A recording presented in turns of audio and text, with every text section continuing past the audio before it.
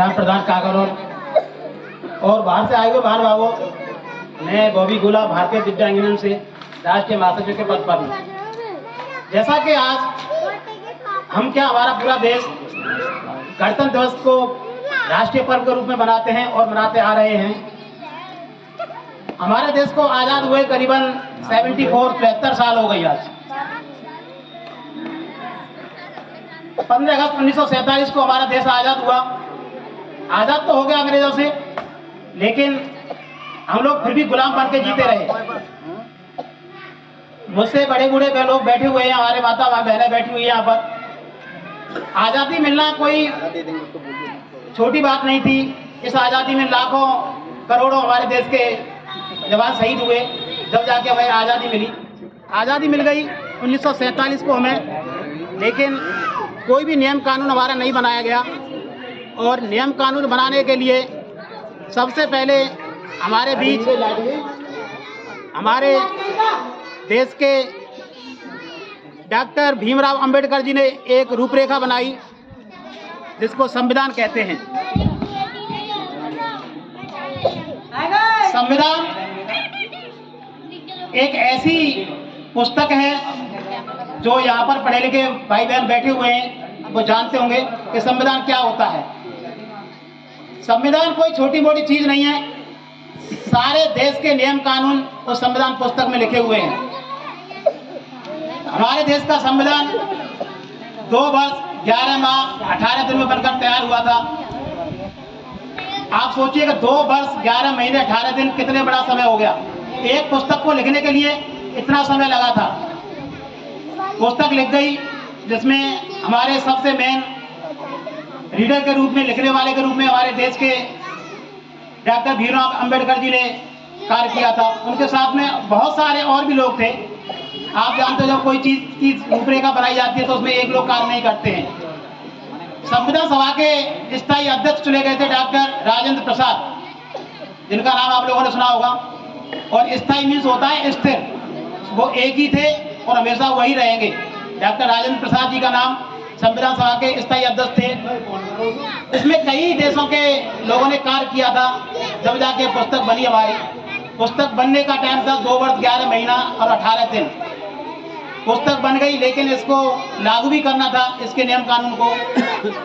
तो 26 जनवरी 1950 को हमारा संविधान लागू हुआ था और हम इस दिन को इसी उपलक्ष्य में मनाते हैं। शायद मुझे नहीं पता, कोई और कारण होगा, लेकिन हमारा जो गणतंत्र दिवस है वो संविधान की स्थापना होने के लिए मनाया जाता है। ये तो बात रही हमारे आज के दिन की। बात करते हैं भारतीय दिव्यांग यूनियन की। हमारे देश में लाखों संस्थाएं चल रही हैं, हजारों संस्थाएं चल रही हैं जो दिव्यांगों के लिए कार्य कर रही हैं, लेकिन सिर्फ और सिर्फ कागजों में। लोग रजिस्ट्रेशन करा लेते हैं, सरकार से पैसा आता है और अपने घरों में रखना चालू कर देते हैं, क्योंकि कोई भी जो संस्थापक होता है वो सिर्फ अपनी जेब भरना चाहता है। इसी बात को देखते हुए 2 साल पहले हम भी एक संस्था में जुड़े थे, जिसका नाम था भारतीय दिव्यांग यूनियन। इसके कोई संस्थापक दिल्ली के रहने वाले थे, उन्होंने गलत काम चालू कर दिया और पैसे को खाना चालू कर दिया। इस बात को ध्यान में रखते हुए हम लोगों ने 6 महीने पहले संस्था का रजिस्ट्रेशन खुद अपने नाम पर कराया, जिसमें 9 पदाधिकारी हैं भारतवर्ष से, अलग अलग राज्यों से। और यह संस्था हमारी खुद आज अपने खुद के रजिस्ट्रेशन पर चल रही है, जिसका रजिस्ट्रेशन है, आप देख रहे हैं, 318/2022, यानी इसी साल इसको हमने अपने नाम पर कराया है। जिसके राष्ट्रीय अध्यक्ष मुजफ्फरनगर से नीतू कश्यप जी, आगरा से हैं महिला मंच समीना उस्मानी जी, जो पूरे देश का भाग संभाल रही है महिलाओं में। ऐसे करके गोरखपुर से 2 पदाधिकारी हैं, 2 लखनऊ से हैं और हम 2 लोग आगरा से। हमारा मकसद सिर्फ और सिर्फ एक ही है कि दिव्यांग भाई बहनों के साथ में जो वृद्ध और विधवा महिलाएं हैं उनका भी सहयोग करना, और जो असहाय लोग होते हैं, मजदूर वर्ग के लोग होते हैं, उनका भी भला करना। क्योंकि समस्या बहुत सारी होती हैं। कुछ समस्या ऐसी होती है जो माता बहनें नहीं कह पाती हैं और वो समस्या घर तक सीमित रह जाती हैं। अगर कोई माँ यहाँ पर बैठी है, बहुत सारी माताएं बैठी हैं, इन माताओं कुछ माताएं ऐसी भी होंगी जो 60 साल से ऊपर की हैं, और लगभग मुझे तो लगता है सभी 60 साल से ऊपर की हैं, जिनकी पेंशन नहीं आ रही होगी।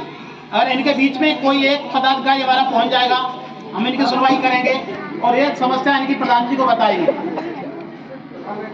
जब प्रधान जी इस बात को सुनेंगे तो इनकी पेंशन भी चालू हो जाएगी, इनके लिए कुछ न कुछ जीवन यापन करने के लिए काम भी मिलेगा, रोजगार भी मिलेगा। इसी बात को ध्यान में रखते हुए हम लोग यह संस्था चला रहे हैं और यह संस्था हमारी ऑल ओवर इंडिया में कार्य कर रही है।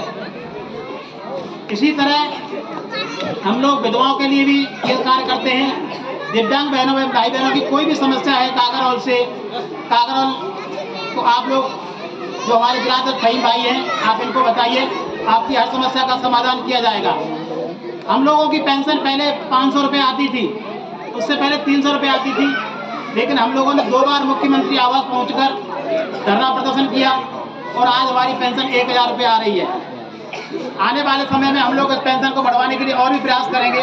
शायद मार्च या अप्रैल में हम दोबारा से मुख्यमंत्री आवास पहुंचे या दिल्ली पहुंचे प्रधानमंत्री कार्यालय पर, और आप लोगों की समस्या को लेकर वहाँ पे सामने रखेंगे। ज़्यादा कुछ नहीं कहना चाहता हूँ मैं, क्योंकि प्रधान जी के पास भी टाइम नहीं है और हम लोगों के पास भी टाइम नहीं है। और सबसे बड़ी बात, प्रधान जी को तहे दिल से धन्यवाद देता हूँ कि वो अपने कीमती वक्त में से अपना थोड़ा सा समय निकाल कर हमारे लिए आए। फिर से एक बार जोरदार तालियां। भारत माता की, भारत माता की, देश के अमर शहीदों की, देश के अमर शहीदों की। इसी बात के साथ अपनी वाणी को विराम देता हूँ। धन्यवाद।